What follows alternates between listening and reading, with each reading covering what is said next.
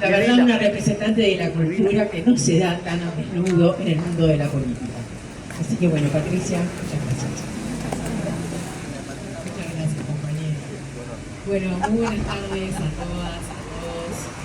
La verdad que es un placer poder tener esta instancia horizontal, de ronda, ¿no? Para encontrarnos, para charlar, para intercambiar sobre un tema que muchas veces se trata muchísimo en marzo y bueno, después lo volvemos a tratar en noviembre y como que por ahí nos quedamos, ¿no? Pasa lo mismo, obviamente, con el tema del racismo, que lo hablamos en el mes de la afrodescendencia, después el 3 de diciembre lo volvemos a conversar, pasa lo mismo con el tema de la diversidad, que en septiembre le damos, después, bueno, en el año cuesta, ¿no? Generar esas instancias, lo mismo con la memoria, en mayo, la memoria igual creo que tenemos otra conciencia más generalizada, pero me parece que está bueno que también esta actividad haya trascendido a marzo, que bueno, fue voluntario, porque obviamente las agendas explotaban,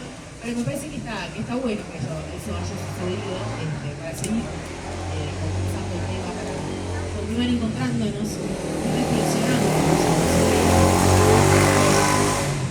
Ayer a las 9 de la mañana, usted dice algunos sobre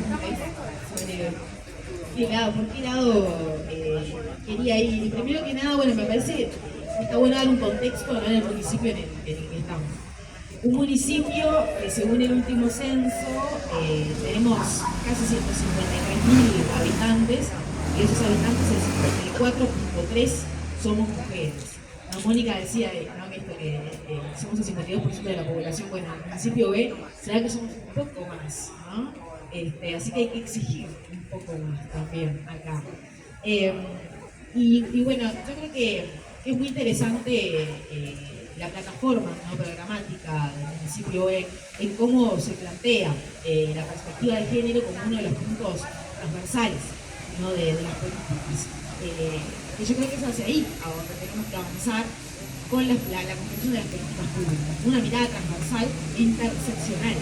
Es decir, que cada una de las políticas que tenemos esté la perspectiva de género, esté la perspectiva étnico-racial, esté la orientación sexual, esté la perspectiva de clase, como lo decía Florencia recién, cosa que acuerdo absolutamente. Esa es nuestra responsabilidad, de imprimirle a las políticas esa mirada, que si no la imprimimos nosotros, no lo va a venir a hacer nadie de afuera. Eso me parecía que era interesante. También compartir con ustedes que estamos en un año muy especial, que es este del aniversario 40 de la democracia, ¿no? Somos un país ejemplar en democracia, ¿no? Somos un país ejemplar en cuanto a la fortaleza de nuestros partidos políticos. Nos jactamos de eso y somos reconocidos por eso. ¿Y qué pasa con la representación de las mujeres? Ahí los niveles son paupérrimos, son terribles, son vergonzantes. Pero resulta que cuando se habla de democracia, este tema no aparece. Este indicador de la subrepresentación de las mujeres en política, el indicador de la violencia de género, el indicador de la diferencia en la brecha salarial entre hombres y mujeres, resulta que no aparece un tema importante en la construcción de la democracia. Pero yo creo que ahí tenemos que hacer un fuerte énfasis en una democracia que, si no es paritaria, no lo es. Y acá sí me voy a poner radical, porque el nivel de la democracia, ¿no?, la calidad de la democracia depende también de que nosotros estemos representadas en la conversación, en la lucha y en la representación del poder. Por esta o por la otra. Y ahí no tengo que poner firme. Sin duda alguna que nos tenemos que poner firmes más en este año de esta cuestión de los 40 años de la democracia, que está todo bien con el flyer, ¿no?, la propaganda, el eslogan, pero si las mujeres no estamos, bueno, ahí tenemos una gran falla, ¿verdad? Bueno, en cuanto a lo que se puede hacer, acá, bueno, por suerte tenemos a Mónica y ahí estoy segura que cualquiera de las tres que nos toque estar en el municipio vamos a trabajar con Mónica codo a codo, porque es muy importante trabajar de forma interinstitucional este tema, la construcción de las políticas.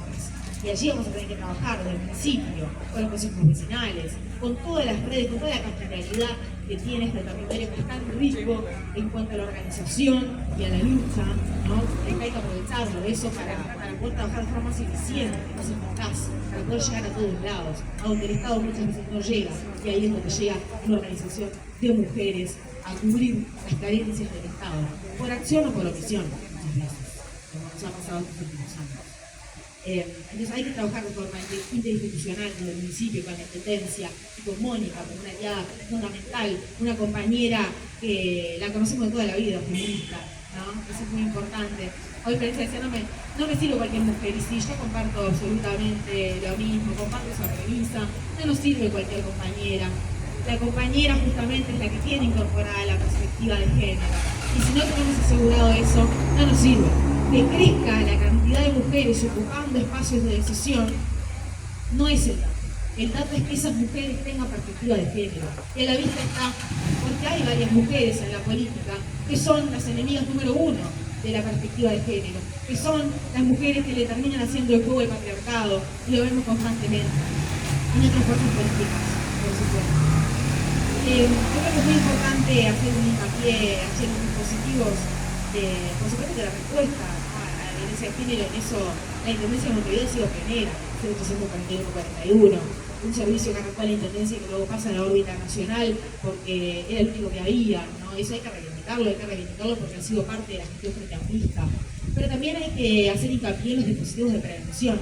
Y en este sentido quiero reivindicar un dispositivo bastante nuevo que la Intendencia de Montevideo ha implementado, que es la línea de respuesta y conversación para las masculinidades, ¿no? Una línea muy interesante de trabajo, porque esto es entre todas y todos, si no, no es. Y es bien interesante esta línea de respuesta en donde la alcaldesa Solana, la responsable de la Secretaría de Igualdad de Género de Montevideo, nos comentaba que el promedio de conversación que se produce cuando un varón llama, un varón llama para cierta conforme, ¿no? Muchas veces pasa, obviamente, es un cambio de época, y hay veces que es razonable que se suceda que los compañeros no saben cómo comportarse, cómo reaccionar, cómo manejar alguna situación. Y para eso es importante que del otro lado haya un asesoramiento sin juzgar, ¿no? Y que se guíe para poder tener este cambio social y cultural que necesitamos para avanzar con una sociedad más igualitaria. Y nos comentaba Solana que el promedio eran 30 minutos de conversación, o sea que imagínense si habrá que seguir trabajando. Y la verdad que me dejó muy contenta que así sea, porque significa que hay interés, que hay voluntad en generar ese cambio que tanto esperábamos. Bueno, Flor hablaba del tema del derecho a la ciudad, y para mí eso es muy importante. Yo la primera vez que escuché hablar sobre arquitectura feminista, lo escuché de Silvana Pizarro. Silvana, cuando era directora en la Intendencia de Montevideo, bueno, conversábamos mucho y ella me hablaba de eso, ¿no? Del concepto de arquitectura feminista. Y obviamente ahí nos pusimos a estudiar eso que me pareció increíble, ese concepto. Y obviamente, porque las ciudades están diseñadas para una hegemonía, ¿no? Están diseñadas para, obviamente, ser centro económico y para los movimientos de las costumbres masculinas. Entonces, obviamente que tenemos que apuntar hacia otro diseño urbanístico que tiene que ser más orientado hacia nosotros, a generar espacios públicos que los podamos disfrutar y también orientados hacia el cuidado, que también ha sido una política que ha llevado adelante el municipio y que ahora vamos a tener la oportunidad de reforzarla con el gobierno nacional una vez que ya lo recuperamos. Eso es muy importante. Bueno, la campaña de la balconera feminista, esto que ahora traía Chavera del municipio para compartir por acá, una campaña fundamental que obviamente que hay que continuar. La campaña ha sido fundamental no solamente para visibilizar la lucha feminista, sino también para generar sentido de pertenencia y de identidad con el municipio. Es muy difícil tener sentido de pertenencia a una letra. Es difícil decir, nosotros porque obviamente somos hinchadas, estamos en el microclima, pero es muy difícil, ¿no? Y bueno, esta cuestión de la balconera generó ese sentido de identidad y de pertenencia, incluso ha trascendido, y vemos cómo en otros municipios vamos caminando y nos encontramos con esas balconeras. O sea que ahí hay que trabajar también desde la Junta de Alcaldes para que estas políticas que son tan exitosas se puedan replicar desde otros municipios de Montevideo. Esperamos en los 8 municipios, esperamos que sean los 8 frente amplistas también. Yo creo que también, además de hablar bueno, en esta cuestión del feminismo interseccional, es importante hablar de género y generaciones, ¿no? Otra cuestión que me parece muy importante y es algo que es muy natural en el movimiento feminista, en el movimiento de mujeres. Yo la primera vez que me sentí cómoda en un espacio de militancia, en un espacio de construcción política, fue justamente en el 2012, lo traía Chabela a colación, cuando armamos aquella coordinadora para el aborto legal, cuando salimos a militar lo que después fue la interrupción voluntaria del embarazo, la ley IBE, y ahí me encontré con mujeres muy diversas que venían de todos lados y fue el primer lugar donde me pude sentir realmente cómoda, donde no tenía que cuidar qué decía, ni qué dejaba de decir, ni cómo estaba parada, ni qué ropa tenía puesta. Sabía que no iba a ser juzgada, sabía que no iba a ser cuestionada, ni mirada con lascividad también. Cosa que nos enfrentamos todo el tiempo, ni que nadie me iba a interrumpir, como decía Mónica. Eso suele pasar mucho, cuando una compañera toma la palabra, nos falta el murmullo y el che, cómo salió Peñarol anoche, ¿no? Que nos pasa todo el tiempo. O sea que yo creo que ahí tenemos mucho para trabajar. En el tema de género y generaciones, el proyecto ALBA, yo creo que es el camino. Un proyecto que lleva adelante el municipio, un proyecto que reivindica la memoria y que trabaja de forma intergeneracional con quienes vivieron las peores páginas de nuestra historia, pero también con las nuevas generaciones desde la universidad, para que seamos también agentes de reflexión y de pensamiento crítico en nuestra sociedad y que sigamos reclamando memoria, verdad y justicia y nunca más terrorismo de Estado.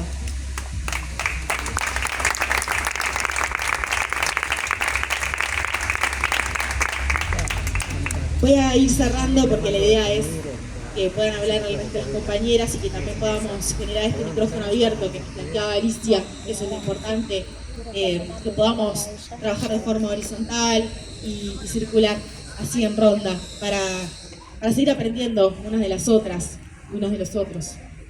Y Angela Davis, cuando vino, nos decía una frase que a mí me resultó muy importante. No estoy aceptando las cosas que no puedo cambiar, estoy cambiando las cosas que no puedo aceptar. Y yo creo que ese es el gran desafío que tenemos por delante. Y por eso es que es muy importante que este municipio se haya declarado un municipio feminista, un municipio antirracista, un municipio ambientalista, porque en este tipo de sociedades no basta con no ser machista, no basta con no ser racista, hay que ser antirracista y hay que ser feminista, hay que darle batalla, hay que poner el cuerpo y de eso sabemos mucho las mujeres, todas nosotras las que estamos acá y también los precisamos a ustedes, compañeros, precisamos la voz de ustedes, precisamos la lucha de ustedes porque esto es todo o no es. Muchísimas gracias.